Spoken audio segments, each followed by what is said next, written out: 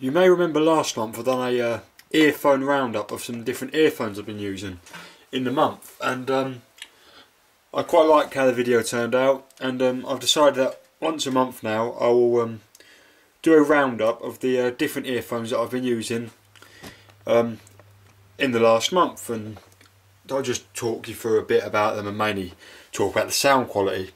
So this month's feature video, the February version, will feature 3 different earphones.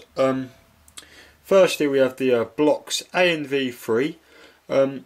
This is an earbud from Blox. It costs £45, and it's actually their 3rd anniversary edition. And if you want to get one, I'd pretty much place your order now, because the last time I checked, about a week ago, they only had 60 units in left out of the 133. So I'll jump on them quick because they are awesome. But more on that later. The second is a earphone from Russia. It's the MyST Now 2 V2. It's a single armature unit. It's really small, really quite usable, and this one costs you about, it will cost roughly £200 I think to get that, with shipping into the UK. But their distribution methods aren't great at the moment. They're still being worked on. Lastly, we have the Heir 3AI, and you may all know that my favourite IM for a while, universal anyway, has been the 4AI. So this is the cheaper version at $300, and again with import taxes you'll probably be looking at about £200–250 to get one into the UK.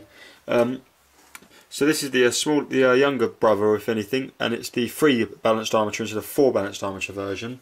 But it looks at more of a fun sound. So I've had this online for a little bit, and got to know the sound signature. So these are the 3 earphones that I'm going to look at in this video. First of all, we have the Blox AN3 V3. It's an earbud. It looks like a £2 stock earbud. It looks nothing special at all, as you can see there. It really does look like some cheapo thing. And I'm not going to lie, it feels like some cheapo earbud. You don't feel like you're handling anything worth £45. Now, I'm not really going to bother talking much more about the build and everything because it's not great. But I really could not care, because as soon as you put these in your ears, you think they could be £300–400 worth of gear, because these sound amazing. They have a soundstage that no in-ear monitor can reproduce. Because they're vented, as you can see there, they're open earphones. They are completely open. They're not going to isolate at all, and they're Blox say they're for use in the house. And they just sound so open. The soundstage is huge, great width, great height, great depth, properly 3D, amazingly airy, instrument separation, basking in all the space that it has. These really are, you know, soundstage kings as far as anything that goes in your ears are concerned. And for £45, this is just amazing. You know, none of the top tier customs or anything can even outdo these in soundstage, or really even get close. You know, you think you could be listening to something really expensive here. You know, this competes with open air headphones. So that's really impressive. The bass is good. It gets really deep. There's a nice texturing down low, and it's a nice punchy but slightly small mid bass. The mids are really clear, great detail, great air to them. And they again generally sound quite forward, and they sound really nice. The treble, well extended, smooth, a bit edgy I guess at times, but again great detail. And these are a complete and well packaged headphone. I mean, you're not going to get anything great as in terms of accessories. I would like a case with them. I don't think they come with a case, and the build again is not great. So this all shows why it's only £45, but the sound is way more than £45 and really is special. And I think for that reason, I don't think there's any reason, saying reason a lot, why you should not go onto the Blox website now and order a pair, because these will blow your mind with how good they sound. I don't say this a lot, but these sound truly amazing. They're not going to isolate. I'm not saying these are going to replace your custom in-ears or anything, but I really do not see why for £45 you would not buy a pair, because these are fantastic, and I really cannot say that enough. Here we have the Now 2 V2 from MyST in Russia. and I've had a fair few of their products come over to me, and they've all really have impressed. And this is their in-ear monitor. It's only a single armature, but you would not believe that with the sound this produces. This is my go-to universal IEM at the moment. Over the 4AI actually, although I think the technicalities of the 4AI are slightly better, but it would all come down to preference, and this definitely does preference for me over the 4AI. The sub bass is the most impressive thing. I can't believe that a single armature can do this.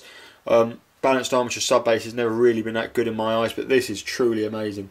It's almost on the level of the Sony MDR EX1000, which is known by many to be the most accurate and awesome sub bass that an earphone produces. It gets really deep, it textures really nicely, it gives you that little bit of rumble that you need, but it overall doesn't sound like that subwoofer in your head sort of sound that some bass heavy earphones that can do. But it's a natural and honest sub bass, and that's what I really like about it. The mid bass is fast and punchy, a bit elevated, and what you probably expect from a single armature in terms of things, with a bit more impact and a bit more body, so it won't disappoint like some single armatures may do in the sub bass. I mean the mid bass. The mid range is really clear right up front. Takes a slight tilt to the high mids, which is really nice, and it's overall lush and sweet with great detail, like you'd expect with an armature, and again great transparency. The highs are roll off quite quickly and quite steeply actually, and this is not a design flaw, but it's in fact what they are intended to do. Roman, the guy who designed these over in Russia, he's quite sensitive to treble. Actually, he finds a fair few different earphones quite overemphasising the treble and finds them easily fatiguing. So these are made to not be fatiguing. So the lack of treble quantity and the roll off leads to a slightly dark sound, but you still have all that treble detail that you know, unfatiguing headphones don't normally have. So they've really designed this well. So if you're someone who struggles with the treble quality of some different earphones, then I'll definitely get on board with these, because they don't get fatiguing after however many hours. They have great sub bass, great mid bass, great mids, great treble detail, not fatiguing, and the imaging and soundstage is also huge and very expensive. Obviously not to the Blox earbuds or an open headphone, but great for in-ear monitors. So again, this is a great product. You know, they also isolate amazing, because you can get them really deep. Stick a tri-flange on and you'll be getting a etymotic or even more than etymotic levels of isolation. The build quality is great, all metal housing, nice strain relief there.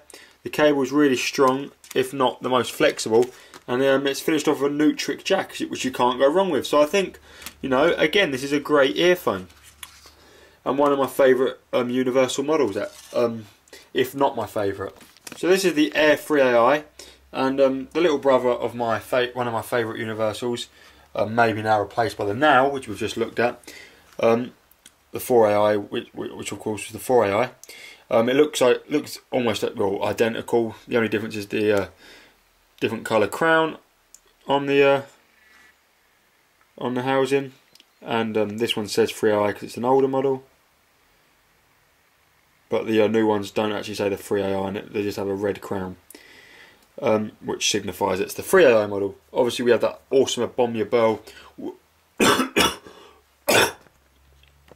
wooden faceplate, and the cable has gone for a slight change since the 4AI I had.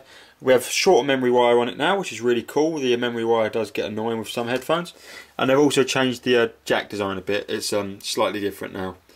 And it looks like a slightly smaller jack in general, and again it's quite nice. Now the sound of these, however, definitely did not impress me as much as the 4AI. In fact, they didn't really impress me at all. You know, the bass comes from the larger CI driver, and I found it generally quite slow, not very exciting for what's meant to be a fun headphone.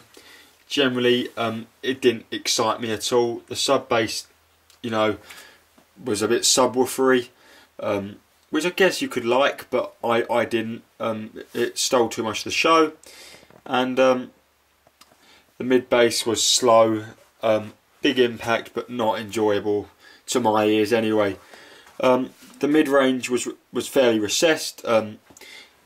sounded a bit muddy, didn't sound clear, and vocals didn't have enough prominence for my ears. And yeah, the details was a bit smoothed over, and it weren't really how I like it. The treble was you know, quite emphasised again, like the bass, making a V shape, and it was a bit fatiguing at points. It sounded quite peaky and a bit sharp at some areas. So I really can't see it for any genres really, apart from pop, that you would choose the 3AI over the 4AI. The 4AI was just a lot better earphone. For rock, people said this is better, but I think you need vocals in rock, and I think you need the mid-range, which the 4AI absolutely dominates in. So I would not see a reason why this would be chosen over the 4AI. And again, I'd have, for the same price point, the MyST Now 2 V2 is a lot of a better headphone. I enjoy it a lot more. So yeah, that's my preference, obviously, but the 3AI did not impress me much at all. So yeah, that's my IEM roundup for February. I hope you enjoyed it. I hope it gave you some help, and please subscribe, click the like button, and also check out my Facebook, my website, www.inearspace.co.uk. That'd be much appreciated. I've also just uploaded a article on biodynamic on there, which is really cool. I really recommend checking that out. It's a really exciting article, and it's actually the first article on my website that is exclusive only to my website and not on Headfire. So check that out as well. Thanks for watching, guys, and I'll see you soon.